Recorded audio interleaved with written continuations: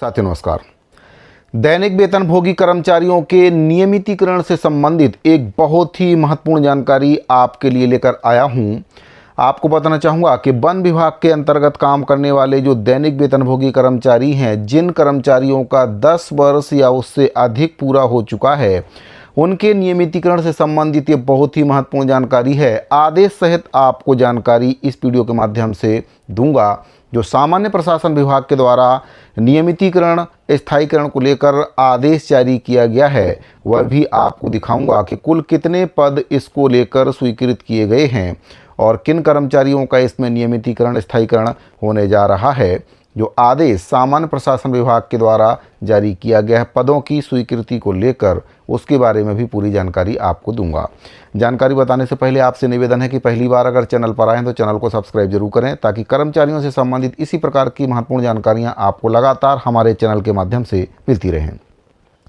साथियों, सबसे पहले आपको ये जानना जरूरी है कि ये जो नियमितीकरण का आदेश जारी हुआ है, यह दैनिक वेतनभोगी वन कर्मचारियों की बहुत बड़ी उपलब्धि है, सफलता है। और इसके पीछे जो कर्मचारी नेता हैं उनको बहुत बहुत धन्यवाद भी, क्योंकि उनके द्वारा इसके लिए बहुत मेहनत की गई है। कर्मचारियों का विश्वास जीतना भी एक बहुत बड़ी बात होती है, और जो कर्मचारी नेता रहते हैं, जब तक वे अपने काम के प्रति समर्पित ना हों तब तक सफलता मिल पाना बहुत ही मुश्किल रहता है।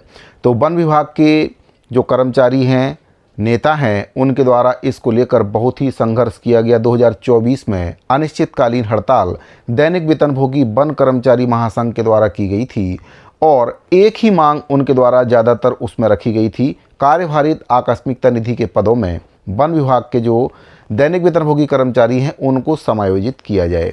साथियों, उस समय वन विभाग के जो मंत्री हैं उनके द्वारा हड़ताल को समाप्त कराने को लेकर जो दैनिक वेतनभोगी कर्मचारी हैं उनके साथ बातचीत की गई, और उनको भरोसा दिलाया गया कि आपकी मांगों पर सरकार विचार करेगी। आपका जो भी मांग है उसको मांग पत्र को आप दीजिए, और जो भी मांग पूरी होने लायक रहेगी उसको हम पूरा करेंगे। विभाग के द्वारा भी आश्वासन दिया गया था। लिखित में जो प्रस्ताव है वह बनाकर सामान्य प्रशासन विभाग को भेजा गया था। पिछले वीडियो में इसके बारे में मैंने विस्तार से जानकारी दी है, इसीलिए इस वीडियो में वह जानकारी आपको अभी मैं नहीं दूंगा। अगर आपने अभी तक पुराना वीडियो नहीं देखा है तो उसको आप हमारे YouTube चैनल पर जाकर देख सकते हैं। उसमें जो प्रस्ताव सामान्य प्रशासन विभाग को भेजा गया था उसके बारे में पूरी जानकारी दी गई है।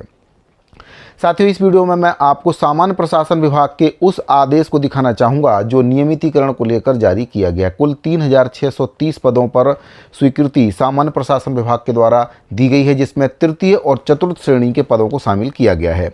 आप देख सकते हैं, छत्तीसगढ़ शासन वन एवं जलवायु परिवर्तन विभाग मंत्रालय महानदी भवन से 20/5/2026 को ये आदेश जारी हुआ है, जिसमें प्रति है प्रधान मुख्य वन संरक्षक वन वल प्रमुख छत्तीसगढ़ नया रायपुर अटल नगर विषय। इसमें वन विभाग में काम करने वाले दैनिक वेतनभोगी कर्मियों के लिए कार्यभारित और आकस्मिकता निधि के पद सृजन स्वीकृत किए जाने और विभाग में कार्यभारित तथा आकस्मिकता सेवा नियम लागू करने बाबत संदर्भ भी दिया गया। आपका पत्र क्रमांक दिनांक 17/3/2025।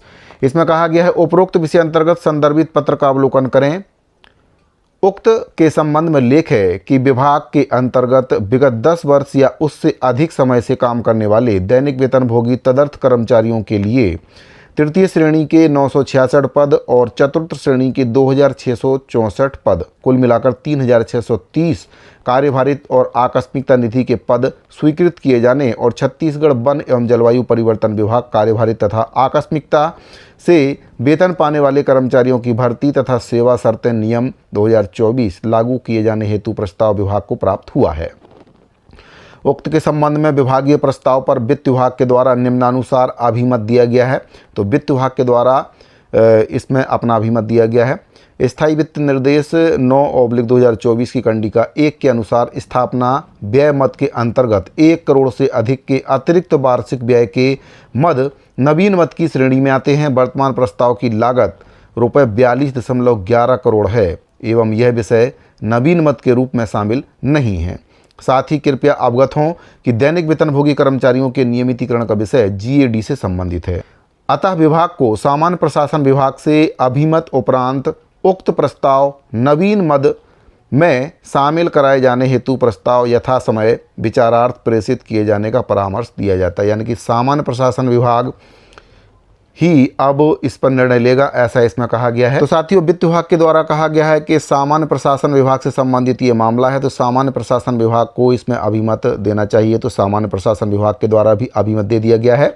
तीसरे नंबर के बिंदु पर कहा गया है, वित्त विभाग के अभिमत कंडिका 2 के अनुसार सामान्य प्रशासन विभाग से चाहे गए अभिमत के अनुक्रम में सामान्य प्रशासन विभाग के द्वारा निम्नानुसार अभिमत दिया जाता है।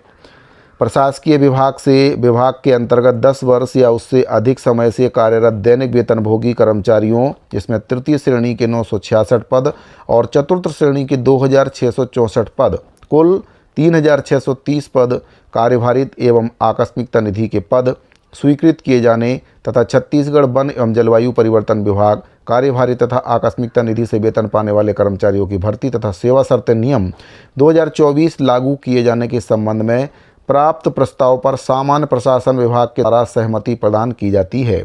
यानी कि सामान्य प्रशासन विभाग के द्वारा भी इन पदों पर अपनी स्वीकृति दे दी है। कुल 3630 पद इसमें शामिल किए गए हैं।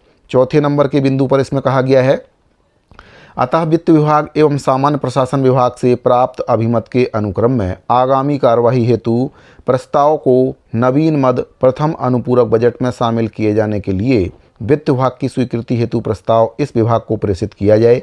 साथ ही विभाग में 10 वर्ष से अधिक अवधि, जिसमें दिनांक 1/1/1998 के पश्चात, यानी कि 1/1/1998, 1 जनवरी 1998 के बाद वाले जो कर्मचारी हैं, जो दैनिक वेतनभोगी कर्मचारियों के समाहितरण हेतु समुचित परीक्षण कर सेवा शर्तें नियम की अधिसूचना प्रारूप तैयार कर यथाशीघ्र उपलब्ध कराने का कष्ट करें। तो 1/1/1998 के बाद वाले जो कर्मचारी हैं, जिनका 10 वर्ष पूरा हो चुका है, उनको यहाँ पर नियमित किया जाएगा। उनके लिए प्रस्ताव बनाकर देने की बात कही गई है। तो 3630 पद स्वीकृत किए गए हैं कार्यभारित आकस्मिकता निधि के, जिन पर तृतीय और चतुर्थ श्रेणी के जो कर्मचारी हैं उनका नियमितीकरण किया जाना है। वित्त विभाग के द्वारा सामान्य प्रशासन विभाग को प्रस्ताव भेजा गया था।